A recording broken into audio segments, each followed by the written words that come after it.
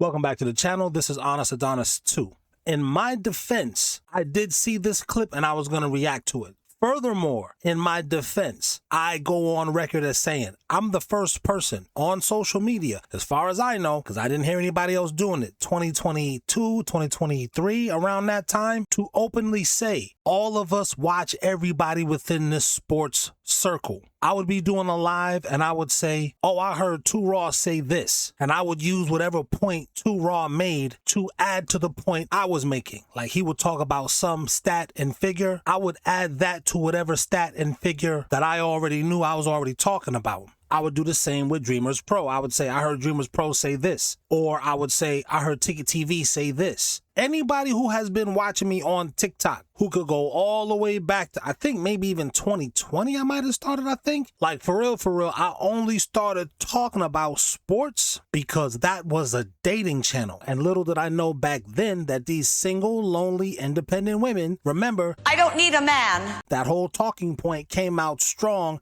around COVID. I don't need no man and I can do it all by, we know within the black community, women have been saying that since the 80s and 90s. Ain't nothing going on but the rent, got to have a J-O-B. We already know they've been testing that on us first. That's why they call it the projects. Ooh, that's a whole different, again, that's for the conspiracy channel. But anyway, I didn't know the women within the dating sphere already had 3 or 4 kids. As a matter of fact, I just heard E40 say something like, see, honey, right there, she thicker than a plate of short ribs. And the cool part about it, you can't tell she got 5 kids. That part. See, Hallie right there, she thicker than a plate of short ribs. But the cold part about it, you can't even tell she got 5 kids. These are the women who are coming to my lives attacking my wife. They're not attacking what she's saying. Because we women don't understand that men can love different the same.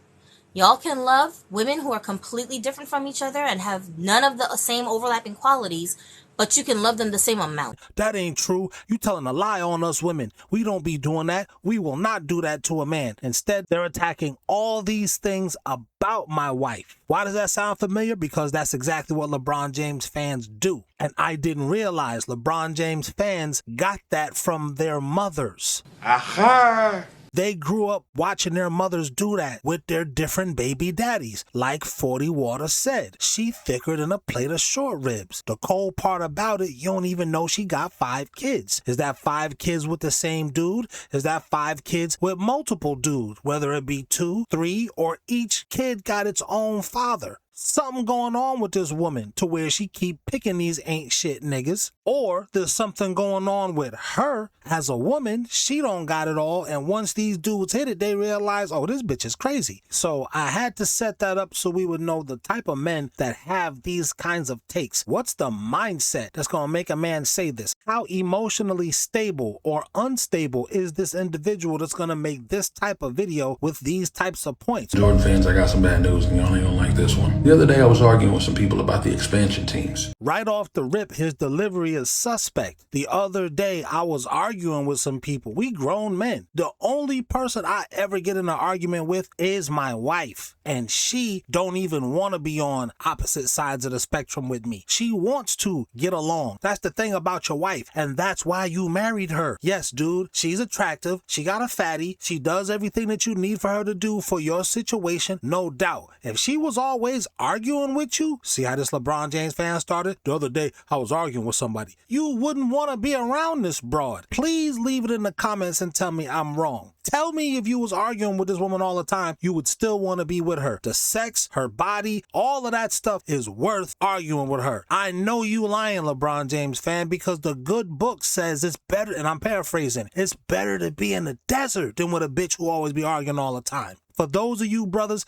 and there's many of you who watch sports, listen to rap music, and know your Bible, please leave the verse where it actually says that. Because I can't think of it off the top of my head. Those of you who are like me, who went to Sunday school when you was coming up because you had to, and when you didn't have to no more, you just stopped going. Leave that in there. So the fact that this man is openly admitting I was arguing with some people is the first red flag for me. I'm not arguing with you LeBron James fans. You know why? Because it reminds me of toxic broads I dated when I was in my teens and 20s. I'm not trying to relive that. That's why I broke up with them bitches. And about how it affected the league, and about how it affected Jordan's winning. I brought up a stat where it showed that Jordan had only faced one player in all 6 of his finals that averaged above 25. First, I'm going to address what he thought he said. Jordan faced one opponent who averaged 25 points or more. How many teammates did Jordan have that averaged 25 points or more?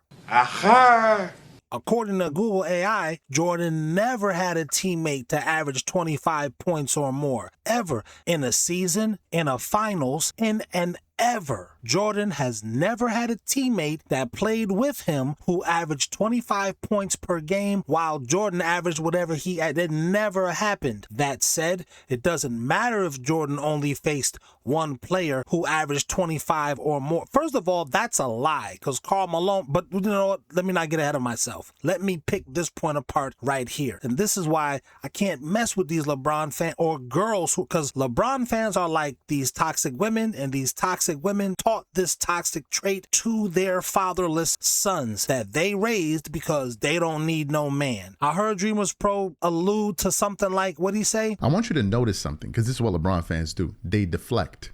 They never address your point. They just deflect. If you notice, he didn't address what Jalen Rose said. Keep in mind, fellas, I was talking like this. That's why I set this other stuff up earlier. I'm talking about dating to marry and marriage and all of this type of stuff with my wife. The women is coming and attacking. I just put the sports figures up here to throw them girls off. They scrolling on TikTok. They see a bunch of athletes. They just keep on scrolling. I didn't know. Those women stopped coming to my lives, but then the LeBron fans started coming to my lives. And the LeBron fans were raised by those toxic women. Now you know what we're dealing with.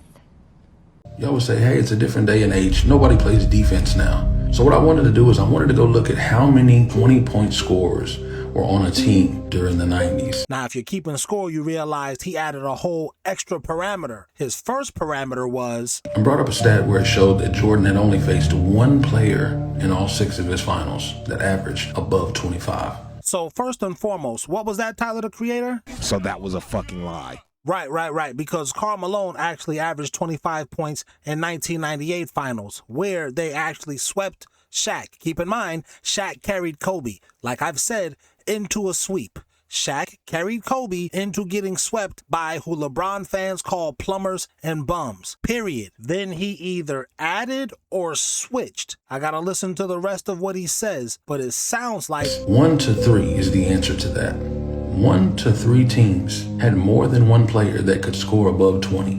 Newsflash, dummy. Michael Jordan's team was not one of those 1 to 3 teams who had multiple players who could score over 20. He dumb. So how is this an advantage for Jordan when he's playing against 1 to 3 teams who have multiple people who can score 20 plus? This is where they move the goalposts again. Now they're going to start adding in VORP. They're going to start adding in rebounds, all of this other stuff. And that's not what this guy said. He said points. Now your response will be, that's because no one plays defense. Look at the 80s numbers. You see the big decline? From 6 to 2, right after they added the expansion teams. You think that's a coincidence? Also, oddly enough, the 72-10 win season, 72% of those wins came against expansion teams, teams below 500, or teams that had not one single scorer that averaged above 20. Okay, so here's another thing you got to do with LeBron fans. You got to fact check what they said. So I Googled this. Google says the 1995-96 Chicago Bulls finished with a historic 72-10 regular season record, going an impressive 41-3 against opponents that finished the season with the sub-500 record. He said 72%. There's 82 games in the season. Jordan played all 82. What's half of 82? Isn't that 41? So half of the people he played were below 500. What were the other half? That's half and half. You said 72%. Do you not know math, or are you just lying?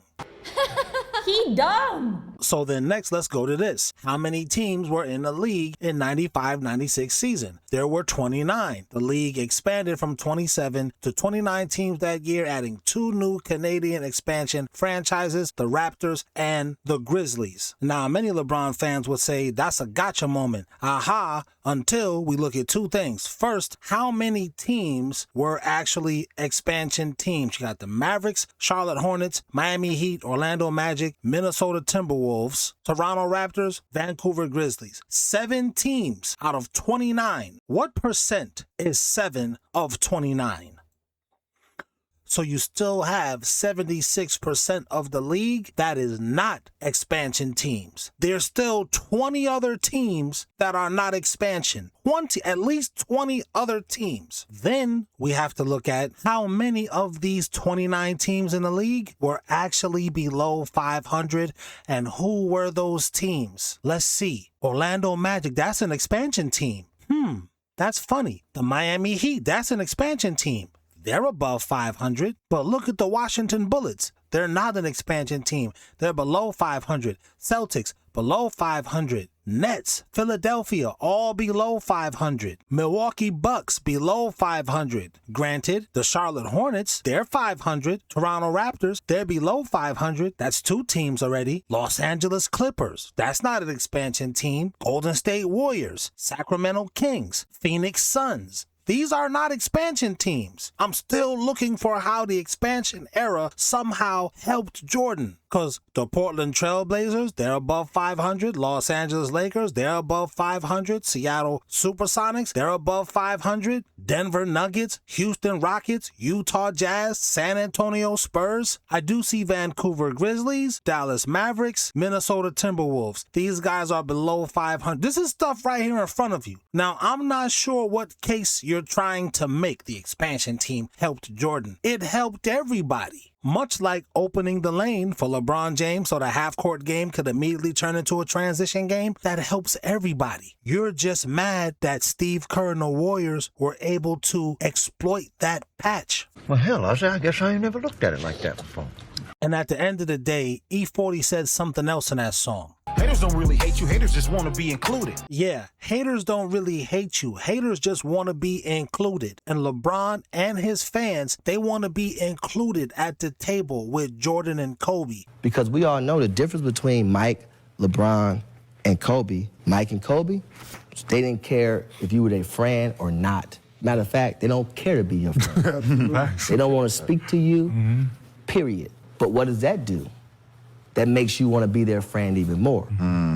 Haters don't really hate you. Haters just want to be included. Anyway, that's my take. I'm sticking to it. You tell, not you, LeBron James fan. I don't care what you, nobody cares what you niggas is talking about. That's why you keep talking so much. You other gentlemen, my audience, you grown men, tell me what you think in the comments and we'll take it from there. And as always, if you think I'm making these videos to appeal to you, I gotta tell you, like LeBron in the finals, you lose again.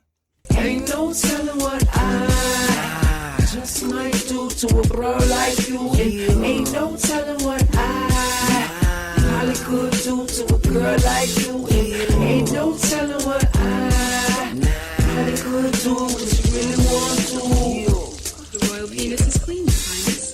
The emperor, freshly dressed, you can be my empress. What I suggest, caution. I'm all about the bomb flip, selling 100 clicks out your apartment until the law kick the doors in. Never caught the kid, cause I'm origin with different whores until the morning. Don't know my origin, I got juice like oranges. D's in the Tauruses, hold his gun while I hold his cribs. Can't be singing like his chorus, bitch. I trained Norma to carry drugs like she was born tough. Right in the pussy, stuff crack in the tushy. Don't act shookly when I bust heads with the hammer. Leave brains mushy. Rookie veteran, invented this like Tom Edison. Dead the bitch, cause to the fed she snitch. Get her friends to sniff, cause they ends are thick. Leave you helpless, the great abuser. Find a dicker down, then lose ya. Serve fiends on your kid's school bus. You shouldn't fool with a bruh. But if you fool me, love, I'll give you a hard dick and bubble gum. While the onions come, when the onion's done, get another one. The royal penis is clean, Highness.